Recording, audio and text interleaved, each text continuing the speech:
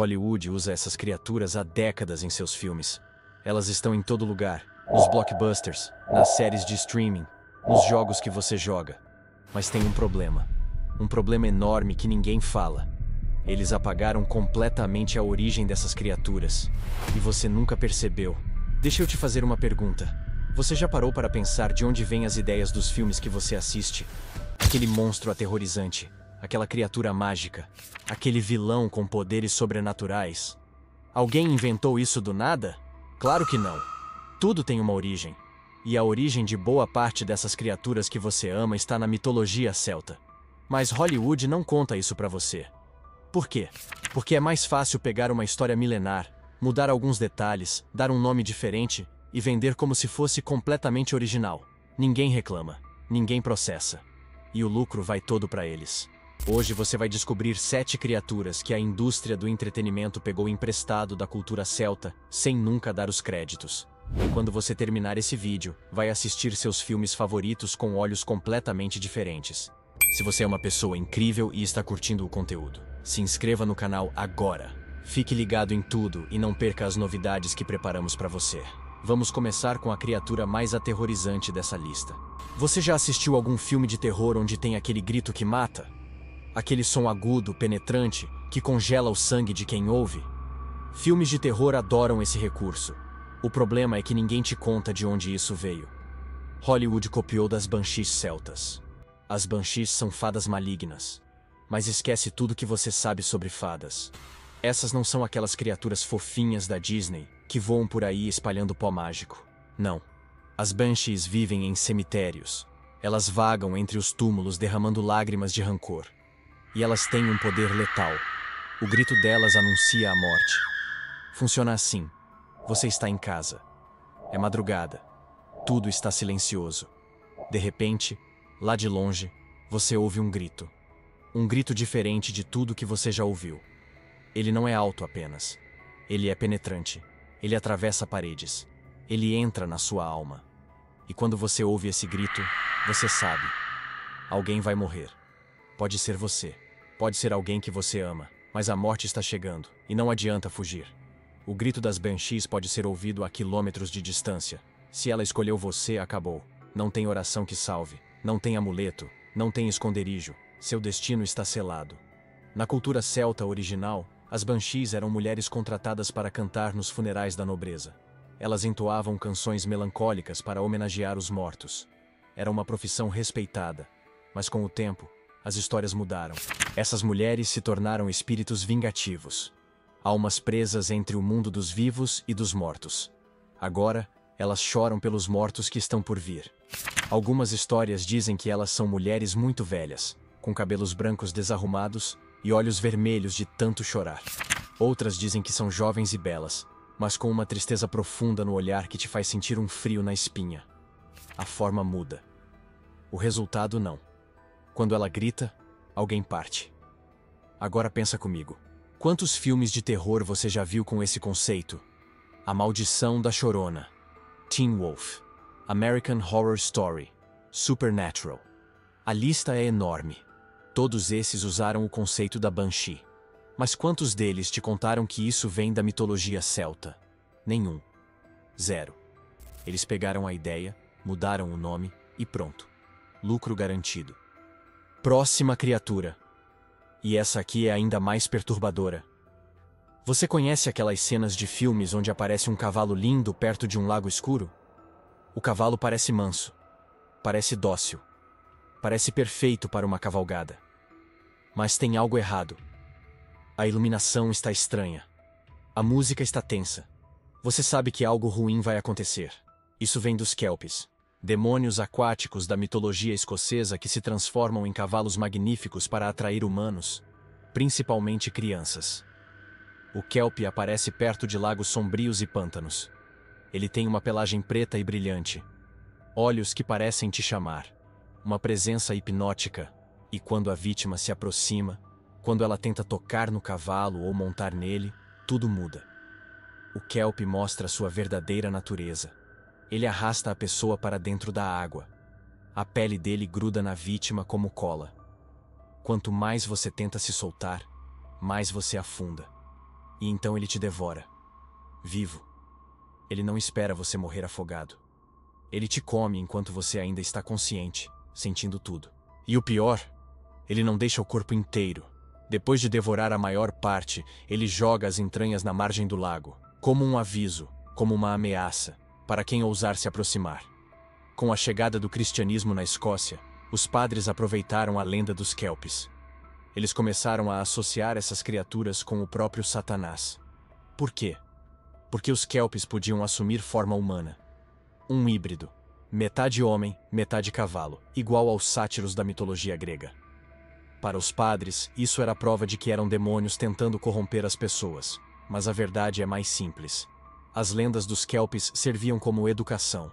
As mães contavam essas histórias para impedir que as crianças fossem sozinhas até os lagos, onde poderiam se afogar. Era uma forma de proteção através do medo. Funciona? Funciona muito bem. Nenhuma criança que ouvisse sobre os Kelpies ia querer se aproximar de um lago sozinha. Hollywood adora essa estética.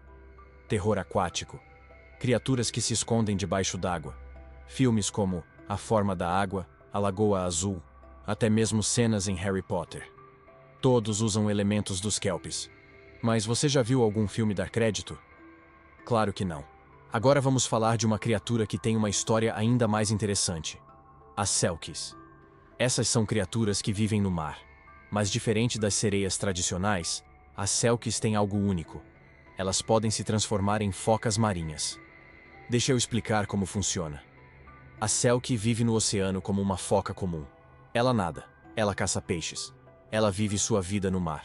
Mas quando ela quer visitar a terra, ela nada até a praia, retira sua pele de foca como se fosse uma roupa e assume a forma de uma mulher humana, extremamente bonita. E quando ela quer voltar para o mar, ela veste a pele de foca novamente e mergulha. Simples, certo? Mas tem um problema. Se alguém roubar a pele enquanto ela está em terra, ela fica presa. Sem a pele, ela não pode voltar para o oceano. Ela fica presa em forma humana. E muitas lendas celtas contam exatamente isso. Um pescador encontra uma pele de foca na praia. Ele a esconde. A Selkie procura desesperadamente, mas não encontra. Sem opção, ela é obrigada a se casar com o pescador. Eles vivem juntos. Às vezes têm filhos.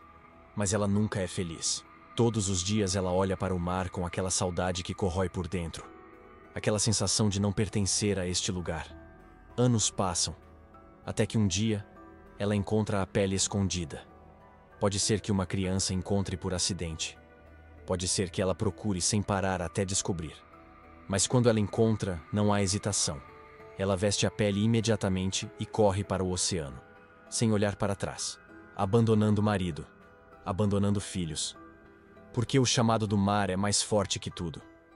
Algumas histórias dizem que ela volta para visitar os filhos de vez em quando.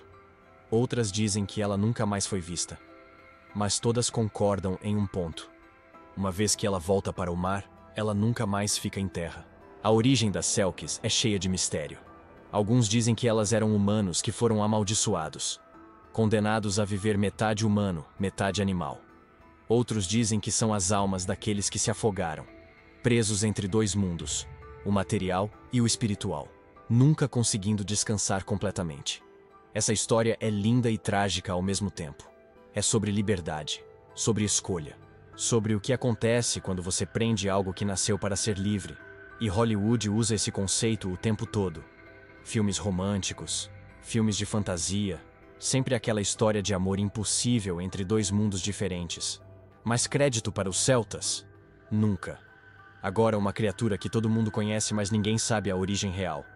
O Cavaleiro Sem Cabeça. Você já ouviu falar? Sleepy Hollow. Tim Burton. Johnny Depp. Aquele filme clássico de terror gótico. Todo mundo ama aquele filme. Mas ninguém te conta que essa figura foi roubada da mitologia celta irlandesa. O nome original é Dullahan.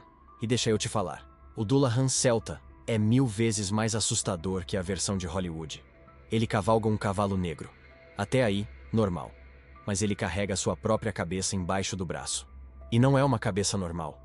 Ela tem um sorriso demoníaco que vai de orelha a orelha. Olhos que brilham no escuro. Olhos que conseguem enxergar através das sombras mais profundas. Ele usa essa cabeça como uma lanterna macabra. iluminando o caminho enquanto cavalga pela noite. Ele viaja em uma carruagem feita de ossos humanos. Sim, você ouviu direito. Ossos humanos, puxada por 6 cavalos negros que se movem tão rápido que suas patas deixam marcas de fogo no chão.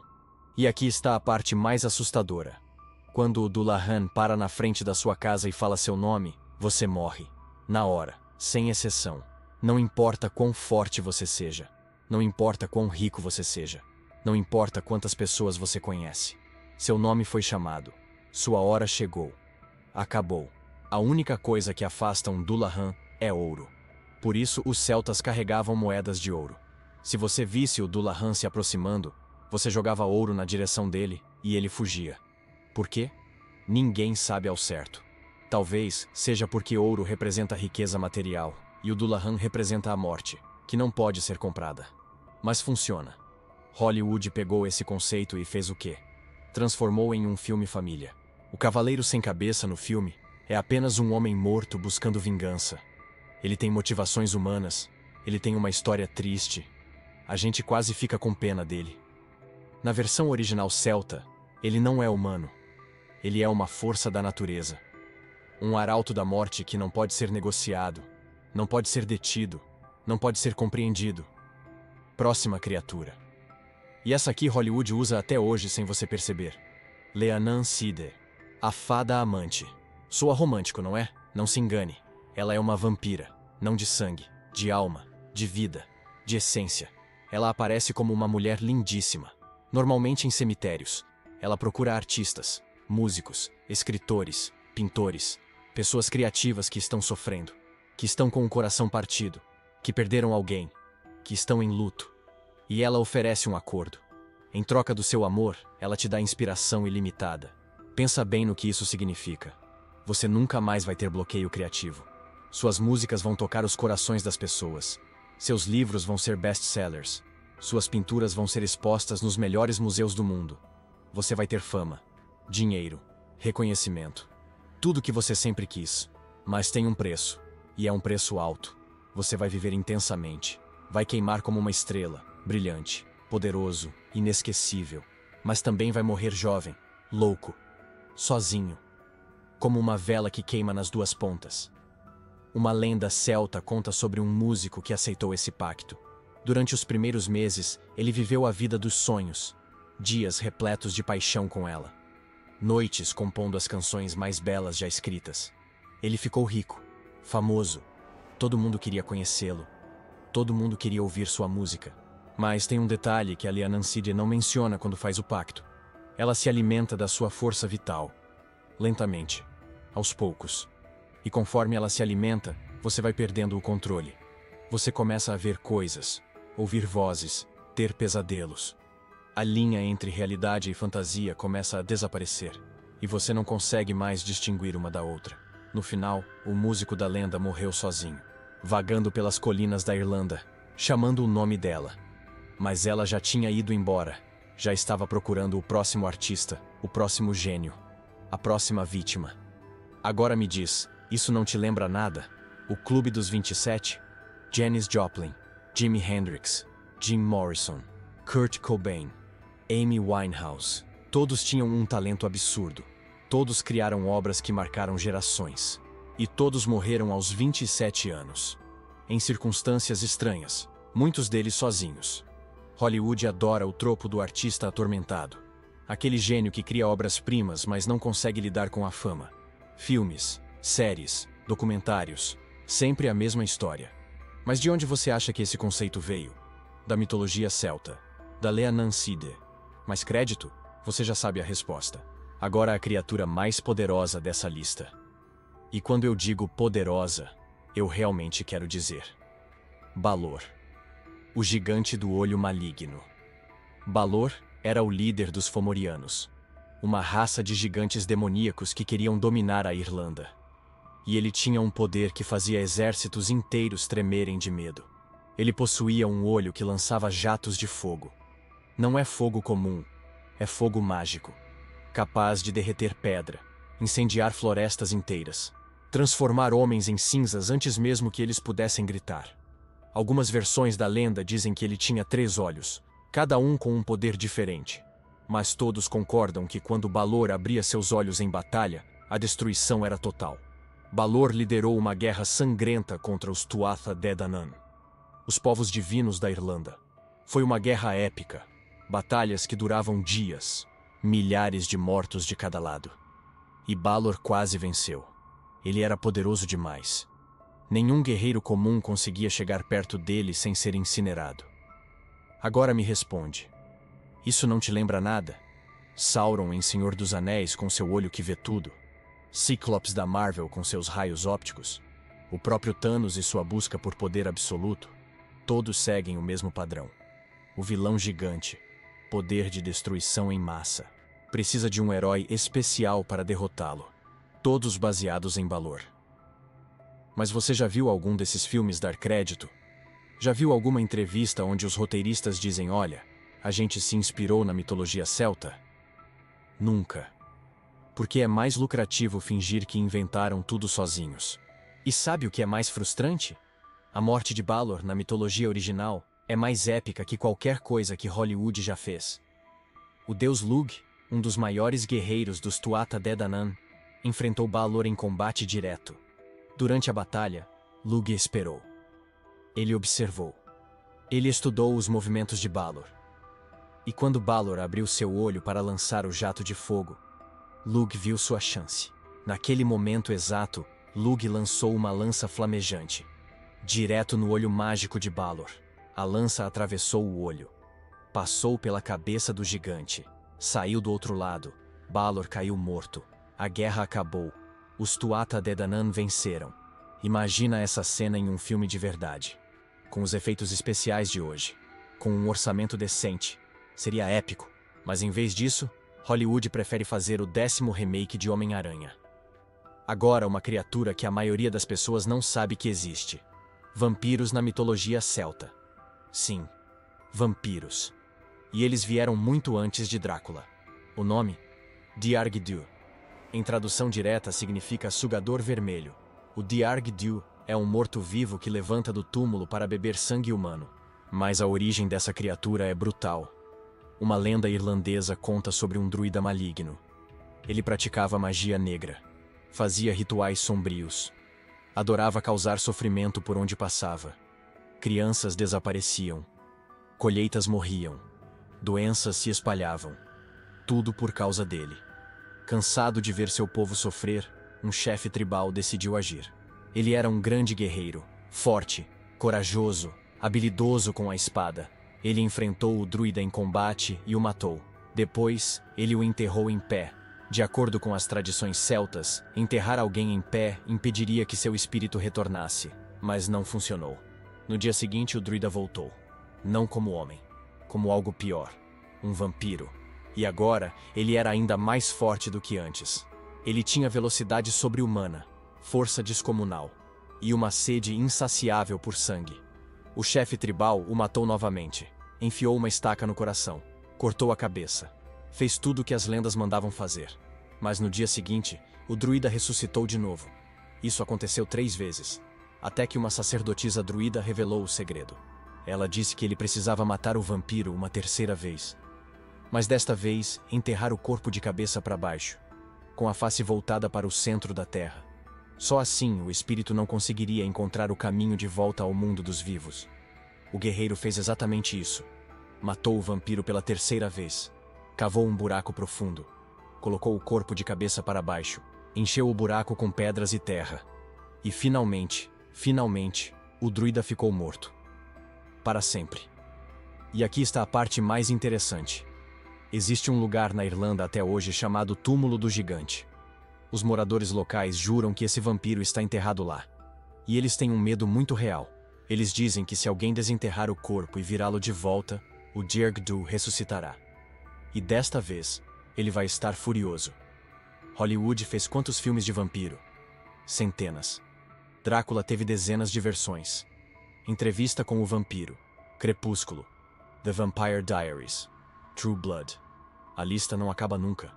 Mas quantos desses te contaram sobre o Diargdu? Nenhum. 0. Porque a história real é assustadora demais. Brutal demais.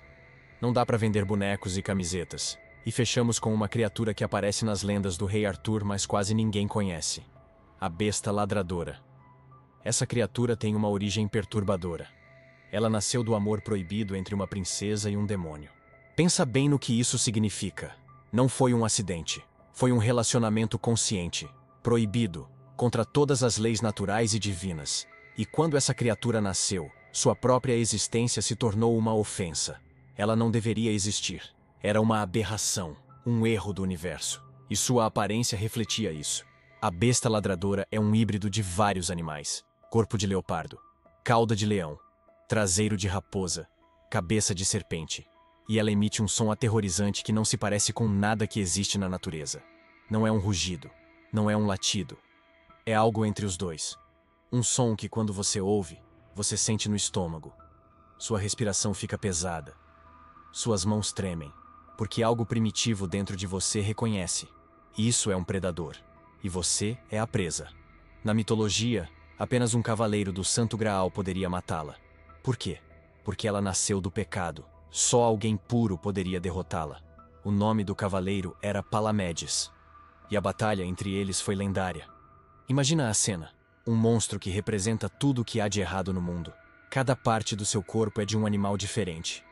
Ele se move de formas impossíveis. Ataca de ângulos que não fazem sentido. E do outro lado, um cavaleiro. Um homem. Com nada além de sua fé, sua habilidade e sua espada. A batalha durou horas. Palamedes foi ferido várias vezes. Garras rasgaram sua armadura. Presas quase arrancaram seu braço. Mas ele não desistiu. Ele continuou lutando, estudando os movimentos da criatura, procurando uma brecha. E quando ele encontrou, ele não hesitou. Ele enfiou sua espada direto no coração da besta. A criatura deu um último grito, ensurdecedor, como se todos os demônios do inferno estivessem gritando ao mesmo tempo. E então ela caiu, morta. E com sua morte, parte da escuridão do mundo foi embora. Essa história tem tudo para ser um filme incrível. Ação, drama. Um herói imperfeito enfrentando odds impossíveis. Um monstro único e aterrorizante. Temas profundos sobre pecado e redenção. Mas Hollywood preferiu fazer Godzilla contra Kong pela milésima vez. Por quê? Porque é seguro. Porque vende. E isso nos leva ao ponto principal. Por que Hollywood esconde essas histórias? A resposta é simples e ao mesmo tempo complicada. É apropriação cultural sem crédito. Mas não do jeito que você normalmente ouve falar. Não estou falando de alguém usando um penteado errado ou celebrando uma festa que não é da sua cultura. Estou falando de pegar histórias de uma cultura inteira. Histórias que sobreviveram séculos. Histórias que foram passadas de avó para neto por gerações. Histórias que significam alguma coisa. E transformar essas histórias em produtos. Remover toda a profundidade. Todo o significado cultural. E vender como entretenimento genérico. É mais fácil e infinitamente mais lucrativo fazer isso. Você pega a ideia básica, remove o contexto cultural, muda alguns detalhes, dá um nome diferente. E pronto. Você tem um produto novo que pode ser vendido globalmente sem nenhuma complicação. Ninguém vai processar porque a história é antiga demais. Não tem direitos autorais sobre mitologia.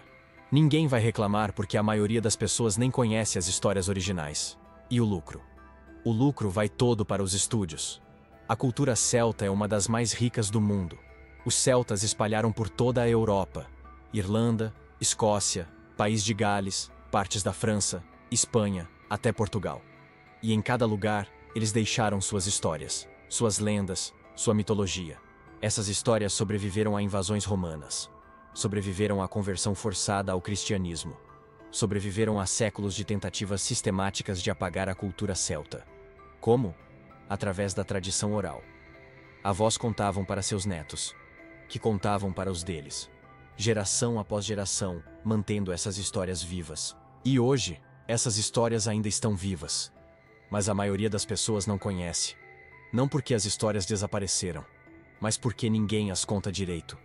Hollywood pega pedaços, elementos isolados, mas nunca conta a história completa com seu contexto cultural.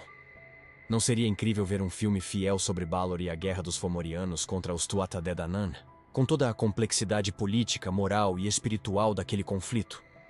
Ou sobre Palamedes e sua jornada para se tornar digno de enfrentar a besta ladradora. Ou sobre as Selkies e o drama entre dois mundos. Mas isso não acontece. Porque é arriscado. Porque o público não conhece. Porque é mais seguro fazer o 10º reboot do Homem-Aranha. E assim o ciclo continua. Hollywood pega as ideias, remove o contexto, vende como original, lucra bilhões. E as histórias originais continuam desconhecidas. Mas agora você sabe. Você conhece a origem. E conhecimento é poder real. Da próxima vez que você assistir um filme de terror com uma criatura que mata com um grito, você vai lembrar das Banshees. Quando ver um cavaleiro sem cabeça, vai lembrar do Dullahan. Quando ver aquela história de artista atormentado que cria obras geniais mas morre jovem, vai lembrar da Lea Nanzide. E talvez, só talvez, você vai querer conhecer mais. Vai querer ler as lendas originais. Vai querer entender o contexto cultural. Vai querer saber como essas histórias moldaram não apenas a cultura celta, mas a cultura ocidental como um todo. Porque no final, essas histórias não são apenas entretenimento. São janelas para como nossos ancestrais viam o mundo, como eles explicavam o inexplicável, como eles lidavam com seus medos mais profundos. As Banshees não eram apenas monstros. Eram uma forma de processar o luto e a inevitabilidade da morte. Os Kelpies não eram apenas predadores. Eram avisos sobre os perigos da natureza e a importância de respeitar forças que não podemos controlar. A Lea Nanzide não era apenas uma vampira.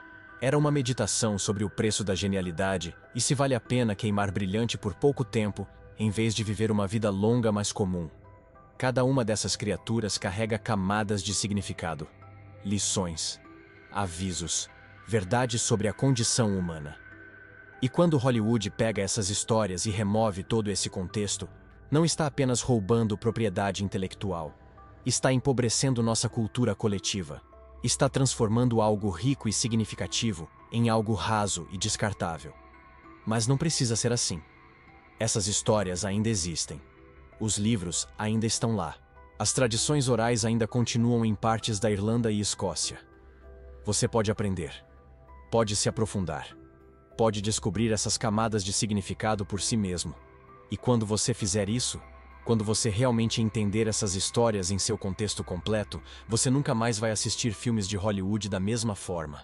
Você vai ver os fios, vai reconhecer os padrões, vai saber exatamente de onde cada ideia foi roubada. E essa é a verdadeira magia. Não a magia dos efeitos especiais e CGI, mas a magia do conhecimento, a magia de entender de onde viemos, do que nossos ancestrais tinham medo, o que eles valorizavam, como eles viam o mundo. Porque no final, essas histórias não são sobre criaturas fantásticas, são sobre nós, sempre foram.